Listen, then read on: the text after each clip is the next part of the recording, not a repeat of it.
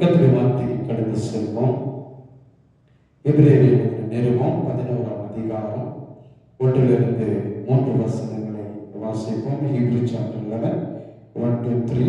விசுவாசமானது நம்பப்படும் உறுதியும் காணப்படாதது நிச்சயமா இருக்கிறது. அதனால் முன்னே நற்சாட்சி பெற்றார்கள். விசுவாசத்தினாலே நாம் உலகங்களை தேவனுடைய வார்த்தையினால் உண்டாக்கப்பட்டது என்றும் இவ்விதமாய் காணப்படுகிறவர்கள் தோன்றப்படுவதால் உண்டாகுவது என்றும் அறிந்திருக்கிறோம். நம்முடைய சூழ்நிலை, நமக்கு இன்னைக்கு இருக்கிற பிரச்சனை, நமக்கு இன்றைக்கு இருக்கிற எப்பேற்பட்ட காரியங்கள் எதுவாக இருந்தாலும் அதை எப்படி மாற்ற முடியும், எப்படி நாம் மாற்றலாம் என்று தொடர்ந்து நாம் போதித்துக் கொண்டு வருகிறோம். நம்முடைய சூழ்நிலையை எப்படி மாற்ற முடியும்? இன்னைக்கு காணப்படுகிற வாழ்க்கைக்கு அத்தனை தோல்விகள், இல்லாமைகள், வறுமைகள், போராட்டங்கள், வியாதிகள், தரித்திரங்கள், சாபங்கள், பாவங்கள், இதெல்லாத்தையும் எப்படி மாற்ற முடியும் என்று நாம் தொடர்ந்து போதித்துக் கொண்டு வருகிறோம். இதை எப்படி மாற்ற முடியும் என்றால் விசுவாசத்தினால் தான் மாற்ற முடியும். விசுவாசத்தினால் தான் இது இருக்கிற அத்தனை பிரச்சனையும் மாற்ற முடியும் என்று நாம் தொடர்ந்து போதித்துக் கொண்டு வருகிறோம், தியானித்துக் கொண்டு வருகிறோம். அதனால விசுவாசத்தை கொண்டுதான் மாற்ற முடியும். இப்போ வாசிக்கிறோம், விசுவாசத்தினால் நாம் உலகங்களை தேவனுடைய வார்த்தையினால் உண்டாக்கப்பட்டது. அப்போ விசுவாசத்தினால் தேவனுடைய வார்த்தை கொண்டு உண்டாக்கப்பட்டது. அப்போ விசுவாசத்தினால் தான் வாழ்க்கையை மாற்ற முடியும். விசுவாசத்தினால் தான் நாம் ஜெயம் எடுக்க முடியும். விசுவாசத்தினால் தான் நாம் வெற்றி பெற முடியும். விசுவாசத்தினால் தான் நாம் வாழ முடியும். அப்ப விசுவாசம் இல்லாமல் தேவனுக்கு பிரியமாய் இருப்பது கூடாத காரியம். அப்ப நாம் எதனால் பெற வேண்டும் என்றால் நமக்கு விசுவாசம் வேண்டும். அப்ப விசுவாசத்தினால் தான் பெற்றுக்கொள்ள முடியும். அப்ப ஆவிக்குரிய ஒரு பிரமாணம், ஸ்பிரிச்சுவல் லா எப்படின்னா, ஆண்டவர் நமக்காக ஏற்படுத்தி வைத்திருக்கிற அத்தனை காரியங்களும் விசுவாசத்தினால் தான் பெற முடியும். விசுவாசத்தினால் தான் பெற்றுக் கொள்ள முடியும். ஆண்டவர் அப்படியாக நமக்கு காரியங்களை வைத்திருக்கிறார். எனக்கு அன்பான தேவ பிள்ளைகளே, நம்முடைய வாழ்க்கையில பெற அத்தனையும் விசுவாசத்தை கொண்டுதான் பெற முடியும். வேற எதுல நம்மளால் பெற முடியாது. அதனால் தொடர்ந்து இதை நாம் போதித்துக் கொண்டு வருகிறோம், பார்த்து கொண்டு வருகிறோம். இன்றைக்கு கூட ஒரு அற்புதமான சத்தியத்தை பார்க்க போறோம். நம் வாழ்க்கையில் இருக்கிற பிரச்சனையை நாம் எப்படி பார்க்க வேண்டும், இதுதான் நம்ம பார்க்க போறோம். How to see your problem in our life. How to see your problems in our life. உங்கள் வாழ்க்கையில் இருக்கிற பிரச்சனையை எப்படி நாம் பார்க்க வேண்டும், எப்படி நாம் பார்க்க கற்றுக்கொள்ள வேண்டும், இத சில ஸ்டெப்புகளை நாம் பார்க்க போறோம். இதற்காக 2 கொரிந்தியர் 4ஆம் அதிகாரம் 16-18 வசனங்களை நான் வாசிக்கிறேன், கேளுங்கள். 2 கொரிந்தியர் chapter 4 verse 16 to 18. ஆனபடியால் நாங்கள் சோர்ந்து போகிறதில்லை, எங்கள் புறம்பான மனுஷன் அழிந்தோம், உள்ளான மனுஷன் நாளுக்கு நாள் புதிதாக்கப்படுகிறார். மேலும் காணப்படுவது அல்ல, காணப்படாதவரை நோக்கி இருக்கிற நமக்கு அதி சீக்கிரத்தில் நீங்கிவிடும் நம்முடைய லேசான உபத்திரவம் மிகவும் அதிகமான நித்திய கன மகிமையை உண்டாக்குறது. ஏனென்றால் காணப்படுவர்கள் நித்தியமானவர்கள், காணப்படுகிறவர்கள் அநித்தியமானவைகள், காணப்படாதவைகளோ நித்தியமானவைகள். நம்முடைய வாழ்க்கையில் இருக்கிற பிரச்சனையை எப்படி பார்க்க வேண்டும், எப்படி பார்க்க கற்றுக்கொள்ள வேண்டும், அதுதான் இன்னைக்கு பார்க்க போறோம். என் வாழ்க்கை இருக்கிற பிரச்சனை, போராட்டங்கள், எப்படி நாம் இதை பார்க்க வேண்டும், எப்படி நாம் இதை பார்க்க முடியும், எப்படி இந்த பிப்ளிக்கல் வேலை நாம் பார்க்க கற்றுக்கொண்டால் நம்முடைய வாழ்க்கையில தோல்வியே வராது, நம் வாழ்க்கையில கீழே போக முடியாது, நம்முடைய வாழ்க்கையில வெற்றியும் ஜெயமும் உண்டாய் கொண்டிருக்கும். எப்படி நம்முடைய வாழ்க்கை இருக்கிற பிரச்சனைகள், போராட்டங்கள், வியாதிகள், வறுமைகள், இல்லாமைகள், தரித்திரங்கள், கடன்கள், இன்னைக்கு சேலஞ்சா இருக்கிற அத்தனை காரியங்கள் எப்படி நாம் இதை பார்க்க வேண்டும், எப்படி இதை பார்க்க கற்றுக்கொள்ள வேண்டும். இந்த biblical way of prosper, அதாவது இந்த வேதத்தின் அடிப்படையில நாம் எப்படி இதை நாம் பார்க்க வேண்டும், எப்படி இதை நீங்கள் பார்க்க கற்றுக்கொள்ள வேண்டும். இதை கற்றுக்கொண்டால் நம்முடைய வாழ்க்கையில வெற்றிகரமாய் வாழ முடியும். அதான் இங்க பார்க்கிறோம். நம்முடைய இந்த முதல் ஸ்டெப் பார்க்கும்போது 17ஆம் வசனம் சொல்கிறது, மேலும் காணப்படுகள் அல்ல காணப்படாதவர்களை நோக்கி இருக்கிற நமக்கு. அப்போ இங்க காணப்படுகிறவர்கள் அல்ல காணப்படாதவர்களை நோக்கி இருக்கிற நமக்கு. நம்முடைய வாழ்க்கையில எதெல்லாம் காணப்படுகிறதோ அதை நோக்க கூடாதுன்னு பவுல் சொல்லுகிறார். காணப்படுகிறவர்கள் அல்ல. இன்னைக்கு காணப்படுகிறதே நாம நோக்கி இருக்கிறோம். இன்னைக்கு ஏன் நாம் வெற்றியா இல்லை, நாம் ஏன் இன்னைக்கு ஜெயமா சொன்னா, நாம் அதிக போக்கஸ் எதுல பண்றோம்னா, எதையெல்லாம் பார்க்கிறோமோ, எதையெல்லாம் நாம் பிசிக்கல் நேச்சுரலா பார்க்கிறோமோ இதெல்லாம் நாம் போக்கஸ் பண்ணுகிறோம். காணப்படுகிறவர்கள் அல்ல. உங்க பிரச்சனையை எப்படி நீங்க மாற்றணும், இல்ல உங்க பிரச்சனை எப்படி பார்க்கணும்னு இங்க ஒரு ஃபர்ஸ்ட் ஸ்டெப் பவுலுக்கு வெளிப்படுத்துகிறார். அதாவது உங்க பிரச்சனைய ஒரு பிரச்சனையா பார்க்க கூடாது. இதான் நம்மளோட பிரச்சனைய ஒரு பிரச்சனையா பார்க்க கூடாது. இன்னைக்கு எப்பேற்பட்ட சொல்யூஷன் எது வந்தாலுமே அதற்கு காரணமே ஒரு பிரச்சனை. ப்ராப்ளத்துல இருந்து ஒரு சொல்யூஷன் வருது. ஒரு சொல்யூஷன் இருந்ததுனால அந்த பிரச்சனையிலிருந்து ஒரு சொல்யூஷன் பாருங்க. இன்னைக்கு ஒரு பிரச்சனை அது வந்ததுனால தான் அதற்கான பதில் ஒன்று வந்தது. அப்போ பிரச்சனைய எப்படி பார்க்கணும்னா, காணப்படுகிறவர்கள் அல்ல. அப்ப காண்கிற நீங்க ஒன்றை அதுல போக்கஸ் பண்ணால் உங்க வாழ்க்கையில ஜெயம் ஆக முடியாது, வெற்றி ஆக முடியாது, உங்களால ஜெயிக்க முடியாது, உங்களால மேல வரவே முடியாது. ஏன்னா நாம நேச்சுரலா பிசிக்கலா இந்த இயற்கை உலகத்துல நாம் எதை பார்க்கிறோமோ, எதை நாம காண்கிறோமோ, எதையே பேசிக் கொண்டிருப்போம். நீங்க உங்க வாழ்க்கையில எதெல்லாம் இருக்கிறதோ அதை நீங்க பேசிக் கொண்டிருந்தால் அதை மாற்றவே முடியாது.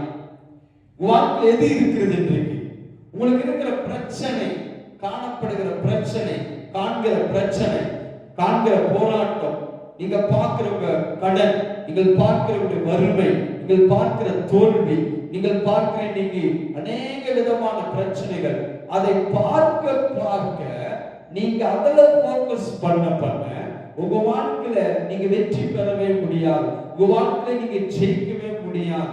ஆனா முதல் ஸ்டெப், நீங்கள் காணப்படுகிறவர்கள் அல்ல காணப்படாதவர்களை நோக்கி இருக்கிற. அப்போ காணப்படுகிறவர்கள் அல்ல. ஆனா இன்னைக்கு நிறைய கிறிஸ்துவர்கள் நாம் எதை பார்க்கிறோமோ, எது காண்கிறோமோ அதையே பேசிக் கொண்டிருப்போம், அதையே தியானித்துக் கொண்டிருப்போம், அதையே மெடிடேட் பண்ணி கொண்டிருப்போம். இதை நீங்க எதை பார்க்கிறீங்களோ, நேச்சுரலா எதெல்லாம் இருக்கிறதோ அதுல நீங்க போக்கஸ் பண்ண உங்க வாழ்க்கையில வெற்றி பெறவே முடியாது, உங்களால மேல வரவே முடியாது. ஏன்னா காணப்படுகிறவர்கள் அல்ல. மேபி நீங்க பார்க்கிறது உண்மை, நீங்க பார்க்கிறது ரியாலிட்டி. கடன் இருக்கிறது, வியாதி இருக்கிறது, குடும்பத்துல சமாதானம் இல்ல, பிரச்சனை இருக்கிறது, போராட்டங்கள் இருக்கிறது, வறுமைகள் இருக்கிறது, கடன்கள் இருக்கிறது. ஆனால் இது நீங்க போக்கஸ் பண்ண உங்க வாழ்க்கையில வெற்றி பெறவே முடியாது. எனக்கு அருமையான தேவ பிள்ளைகளே, காணப்படுகிறவர்கள் அல்ல.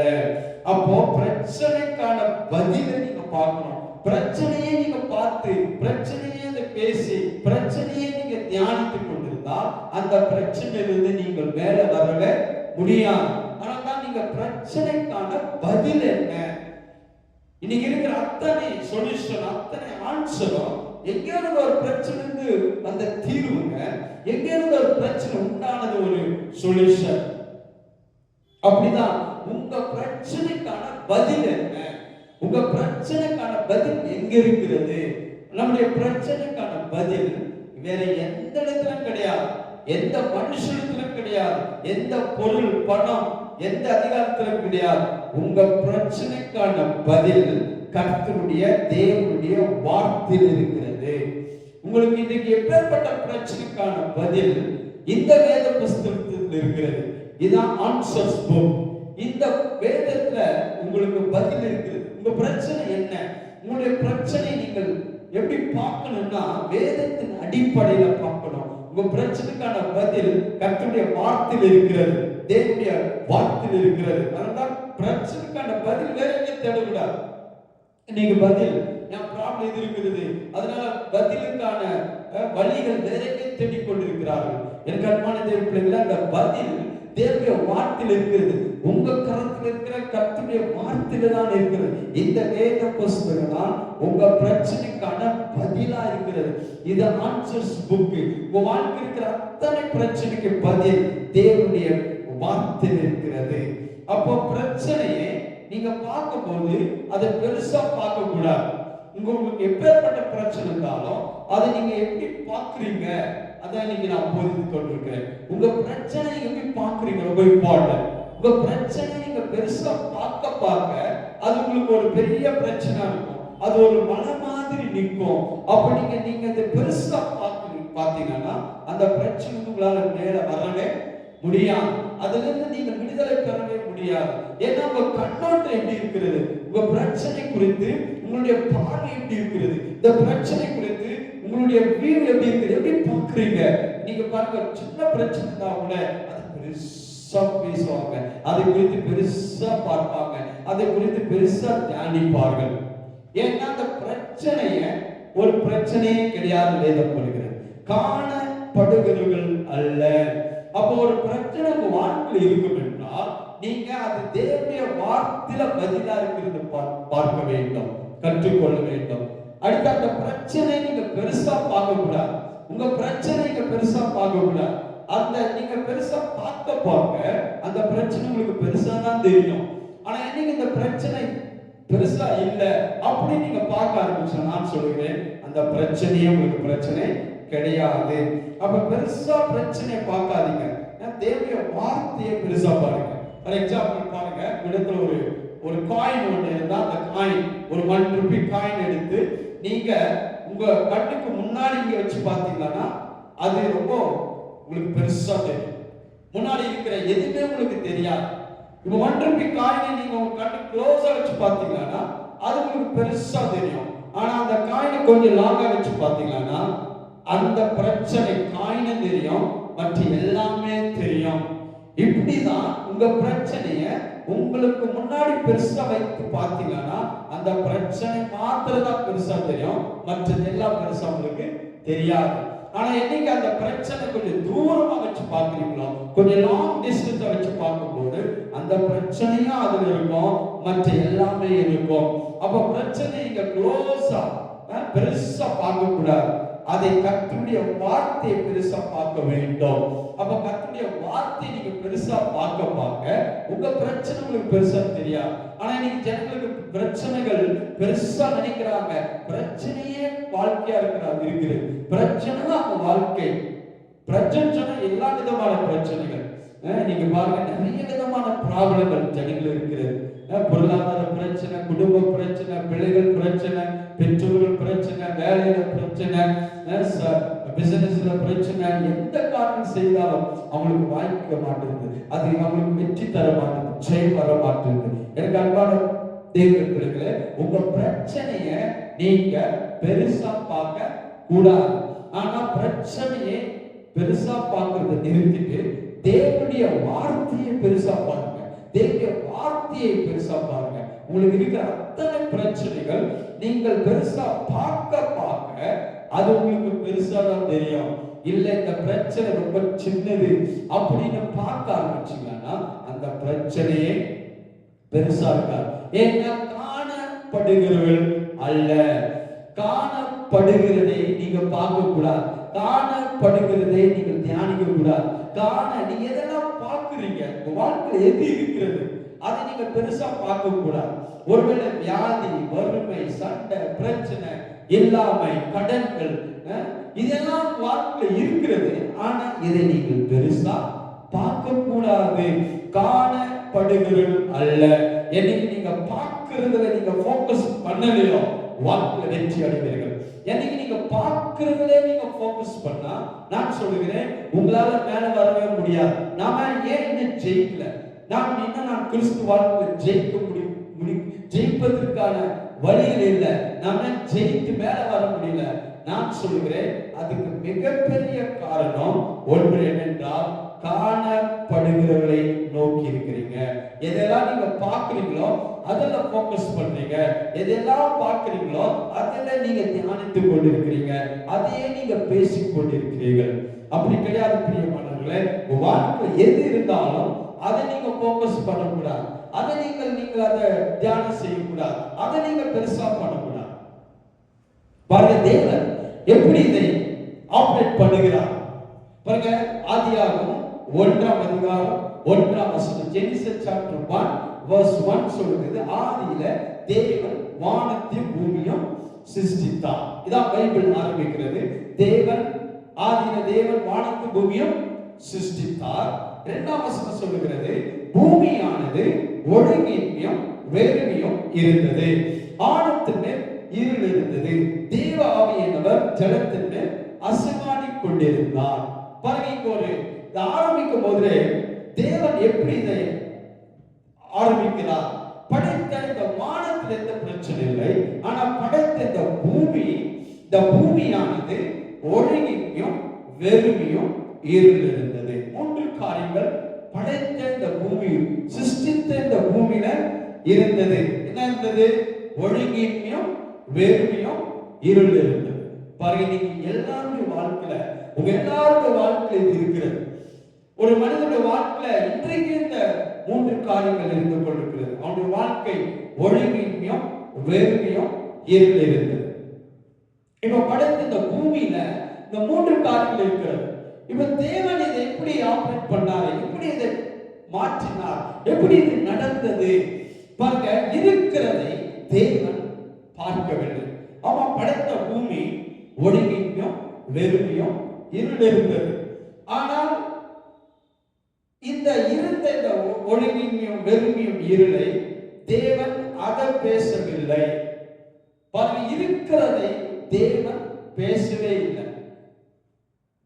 காணப்படுகிறவர்கள் அல்ல. இப்போ இருள் இருக்கிறது, வெறுமை இருக்கிறது, ஒழுங்கின்மை இருக்கிறது. படைத்த பூமி ஒழுங்கின்மையும் வெறுமையும் இருந்தது.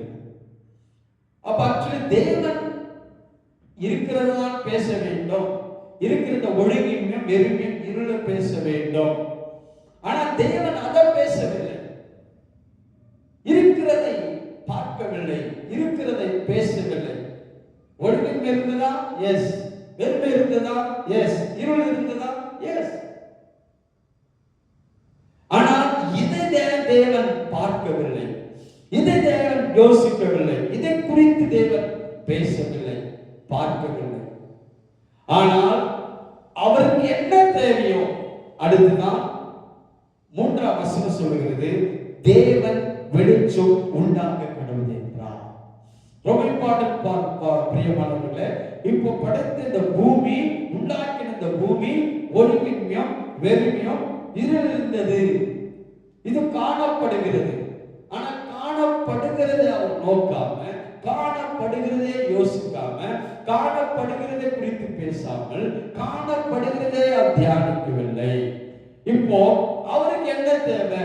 இருக்கிறதை, காணப்படுகிறதை மாற்ற அவர் என்ன செய்தார் என்று தேவன் இங்க நமக்கு சொல்லிக் கொடுக்கிறார். வாழ்க்கைக்கான மிக முக்கியமான லெசன் ஆதியாகமம் 1ஆம் அதிகாரத்துல இந்த 2-3 வசனத்துல வாழ்க்கையை மாற்றக்கூடிய ஒரு மிகப்பெரிய சத்திய வசனங்கள் இருக்கிறது. தேவன் இப்படிதான் ஆரம்பித்தார். ஒரு மனிதனுடைய வாழ்க்கையில ஒழுங்கின்மையும் வெறுமையும் இருள் இருக்கும்போது அவன் எப்படி வாழ முடியும், எப்படி அதை மாற்ற முடியும், எப்படி அதை சேஞ்ச் பண்ண முடியும் என்று தேவனே ஒரு டிமான்ஸ்ட்ரேட் பண்ணி அதை காட்டுறார். வாழ்க்கையில பிரச்சனை இருக்கிறது, தோல்விகள் இருக்கிறது, கடன்கள் இருக்கிறது, சாபங்கள் இருக்கிறது, பிசாசுடைய காரியங்கள் நடந்து கொண்டிருக்கிறது. ஆனால் பிரச்சனை எப்படி பாக்குறீங்க அதுதான் ரொம்ப முக்கியம். காணப்படுகிறவர்கள் அல்ல, காணப்படுகிறதை நோக்கக்கூடாது, காணப்படுகிறதை போக்கஸ் பண்ணக்கூடாது. தேவன் அப்படிதான் இருக்கிற அந்த ஒழுங்கின்மையும் வெறுமையும் இருளை அவர் போக்கஸ் பண்ணல, அதை பத்தி தியானிக்கல, அதை பத்தி அவர் நினைக்கல. நான் எப்படி பண்ண போறோம், இதை எப்படி மாத்த போறோம், இல்ல இதை யோசிக்காம, இதை அவர் பார்க்காம, இதை அவர் பேசாம, அவருக்கு என்ன வேண்டுமோ பதிலை பேசுகிறார். இப்போ இந்த பிரச்சனைக்கான பதிலை பேசுகிறார். ஒழுங்கின்மையும் வெறுமையும் இருள் இருக்கிறது, இது ஒரு ப்ராப்ளம். ஆனா இந்த ப்ராப்ளத்துக்கு பதில் என்ன, இந்த பிரச்சனைக்கான பதில் என்ன, இந்த ப்ராப்ளத்துக்கான சொல்யூஷன் என்ன? தேவனுக்கு தான் இதை லெசன் ஆக எடுத்து காட்டுகிறார். இப்படிதான் நம்முடைய வாழ்க்கையில் இருக்கிற அத்தனை பிரச்சனைகளை நீங்க ஒன்று பெருசா பார்க்காம, இந்த பிரச்சனைக்கான பதில் என்ன, அதற்கு பதில் எங்க இருக்கிறது, அது கர்த்தருடைய வார்த்தையில் இருக்கிறது. இப்ப இந்த பிரச்சனை தேவன் மாத்துறாரு. தேவன் என்ன சொல்றாரு, வெளிச்சம் உண்டாக கடவுள் என்றார். அப்ப வெளிச்சத்தை உண்டாக்கி அந்த வெளிச்சம் ஒழுங்கின்மையும் வெறுமையும் இருளை மாற்றிவிட்டது. அப்ப பிரச்சனைக்கான பதிலாக தேவன் பேசுகிறார். அந்த பதில் தேவனுடைய வார்த்தையில் இருக்கிறது. வெளிச்சம், லைட் அப்படின்னாவே God's word, தேவனுடைய வார்த்தை. ஆனா இப்ப பிரச்சனை நிறைந்த இந்த பூமியை அவருடைய வார்த்தை கொண்டு சிருஷ்டித்தார், வார்த்தை கொண்டு சரிப்படுத்தினார். வெளிச்சம் உண்டாக கடவுள் என்று சொன்ன உடனே இந்த பூமியில் இருந்த ஒழுங்கின்மையும் வெறுமையும் இருளும் அகன்று விட்டது, போய்விட்டது. ஏன்னா தேவன் பிரச்சனைக்கான பதிலை பேசுகிறார். அந்த பிரச்சனைக்கான பதில் எங்க இருக்குதுன்னா தேவனுடைய வார்த்தையில் இருக்கிறது. உங்க பிரச்சனைக்கான பதில் தேவனுடைய வார்த்தையில் இருக்கிறது. அதுதான் தேவனுடைய வார்த்தை உங்க ப்ராப்ளத்திற்கான பதில், ஆன்சர் இருக்கிறது. அப்ப உங்களுக்கு எப்பேற்பட்ட பிரச்சனை இருக்குது, என்ன பிரச்சனை உங்களுக்கு, உங்களுடைய பிரச்சனைக்கான பதில் வேற எங்கேயும் கிடையாது, எந்த மனிதனத்திலும் கிடையாது, வேற எங்கேயும் கிடையாது. உங்களுக்கு எப்பேற்பட்ட பிரச்சனை இருந்தாலும் அந்த பிரச்சனைக்கான பதில் தேவனுடைய வார்த்தையில் இருக்கிறது. தேவனுடைய வார்த்தை, அதுதான் தேவனே ஆரம்பத்துல இங்க டிமான்ஸ்ட்ரேட் பண்ணி காட்டுறாரு. பிரச்சனை இருக்கிறது, படைக்கப்பட்ட சிருஷ்டிக்கப்பட்ட பூமியானது ஒழுங்கின்மையும் வெறுமையும் இருள் இருந்தது. ஆனா இது இருக்கிறது.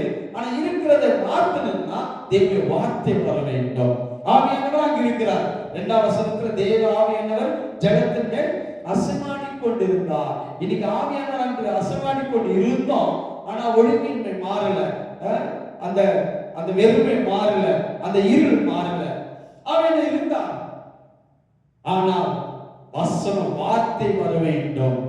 தேவனுடைய வார்த்தை அங்க சத்தம் வர வேண்டும். தேவனுடைய வார்த்தை வர வேண்டும்.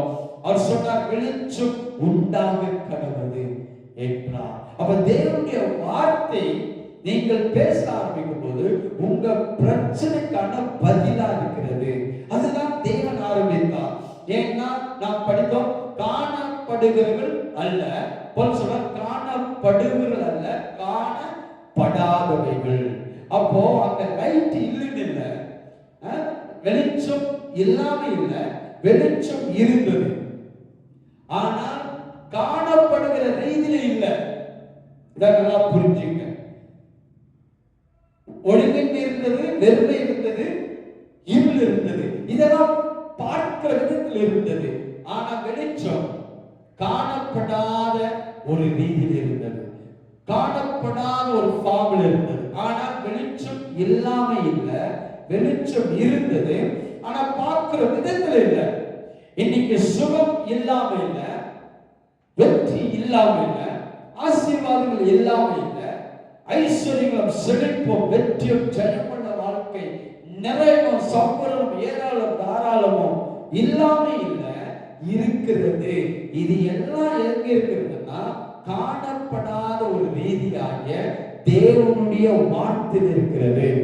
இப்ப அந்த வார்த்தையில் இருக்கிற அந்த காணப்படாத உலகத்தில் இருக்கிற அந்த வார்த்தை நீங்கள் எடுத்து பேசும்போது உங்களுக்கு இருக்கிற ஒழுங்கின்மையும் வெறுமையும் இருளும் பாவமும் சாபமும் வியாதியும் வறுமையும் தரித்திரமோ கடனோ தோல்வியோ எல்லாம் விட்டு ஓடி போகும், எல்லாம் விட்டு விலகும், எல்லாம் உங்க சத்தத்தை விட்டு போகும். ஏன்னா வார்த்தை வெளிச்சம் உண்டாக கடவுது என்ற உடனே ஒழுங்கின்மையும் வெறுமையும் அந்த இடத்துல இருந்து நீங்கி போய்விட்டது. பிரியமானவர்களே, இருள் நீங்கி விட்டது. இப்போ கர்த்தருடைய வார்த்தை குள்ளதான் உங்க ஜெயமும் வெற்றியும் நிறைவும் சம்பூர்ணமும் ஏராளம் தாராளம் இருக்கிறது. அது காணப்படுகிற ரீதியில இல்ல, பார்க்கிற விதத்தில் இல்ல, அது காணப்படாத ரீதியில அது தேவனுடைய வார்த்தையில் இருக்கிறது. என்னைக்கு தேவனுடைய வார்த்தை நீங்கள் இம்பார்ட்டன்ட் கொடுத்து இந்த வார்த்தை எடுத்து நீங்க பேச ஆரம்பிக்கும் போது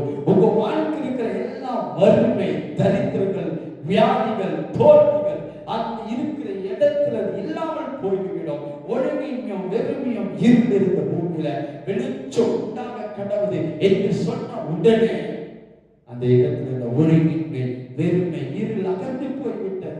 ஏன்னா வார்த்தை, தேவனுடைய வார்த்தை வரும்போது அந்த வார்த்தைக்குள்ள சுகம் இருக்கிறது, அந்த வார்த்தைக்குள்ள வெற்றி இருக்கிறது, அந்த வார்த்தைக்குள்ள ஜெயம் இருக்கிறது, அந்த வார்த்தைக்குள்ள நிறைவு இருக்கிறது, அந்த வார்த்தைக்குள்ள உங்களுக்கு ஏராளம் தாராளம் இருக்கிறது, அந்த வார்த்தைக்குள்ள ஆசீர்வாதம் இருக்கிறது, அந்த வார்த்தைக்குள்ள ஐஸ்வர்யம் இருக்குது, அந்த வார்த்தைக்குள்ள செழிப்பு இருக்கிறது.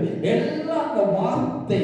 ஆனா பார்க்கிற விதத்தில் இல்ல, பார்க்காதான் பவுல் சொல்றாரு, காணப்படுவது அல்ல காணப்படாதவர்களை நோக்கி இருக்கிற நமக்கு. அப்போ கிறிஸ்துவர்கள், தேவனுடைய பிள்ளைகள், நீங்க பார்க்கிறதை நீங்க போக்கஸ் பண்ணக்கூடாது. உங்க பிரச்சனையை, உங்க வாழ்க்கை இருக்கிற பிரச்சனை எப்படி பார்க்கணும்? பார்க்கும்போது அது பிரச்சனையா பார்க்காம அதுக்கான பதில் தேவனுடைய வார்த்தையில் இருக்கிறபடினா, இப்போ இந்த பிரச்சனைக்கான பதில் தேவனுடைய வார்த்தையில் இருக்கிறது. அப்போ வார்த்தையில் இருக்கிறபடினா இப்ப காணப்படாத ரீதியில் இருக்கிறது. அப்ப அந்த காணப்படாத ரீதியில் இருக்கிறதை வெற்றி, ஜெயம், நல்வாழ்க்கை, நிறைவு வாழ்க்கை, ஏராளம் தாராளம் அற்புதமான வெற்றி வாழ்க்கை எல்லாம் கர்த்தருடைய வார்த்தையில் இருக்கிறபடினால் இப்ப காணப்படுகிறது அல்ல, காணப்படுகிறதை நோக்காம காணப்படாதவைகள், பார்க்காம இருக்கிறதை நீங்கள் போக்கஸ் பண்ணணும். பார்க்காம இருக்கிறதை நீங்க நோக்கி பார்க்க வேண்டும். அப்ப நீங்க வாழ்க்கை இருக்கிற அத்தனை பிராபலங்களுக்கு பதில் தேவ வார்த்தையில் இருக்கிறது. அப்ப காணப்படாத இருக்கிற தேவ வார்த்தை நீங்கள் போக்கஸ் பண்ண காணப்படுகிற பிரச்சனைகள் எல்லாம் விட்டு ஓடி போகும். காணப்படுகிற எல்லா பிராபலங்களை விட்டு ஓடி போகும். பார்க்கிற இந்த வியாதிகளை விட்டு ஓடி போகும். பார்க்கிறவங்களுடைய இந்த இல்லாமை, தரித்திரங்கள், சாபங்கள், பாவங்கள் எல்லாம் விட்டு ஓடி போயிருக்கும். ஏன்னா நீங்க பார்க்கிறதுல போக்கஸ் பண்ணவில்லை, காணப்படாதவைகள்.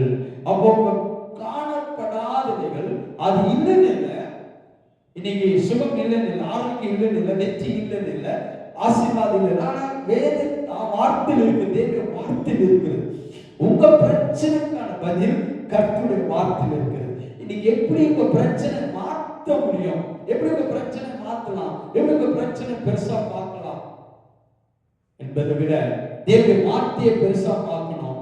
இந்த பிரச்சனை மாற்றுவதற்கான தேவ வார்த்தைக்குள் இருக்கிறது.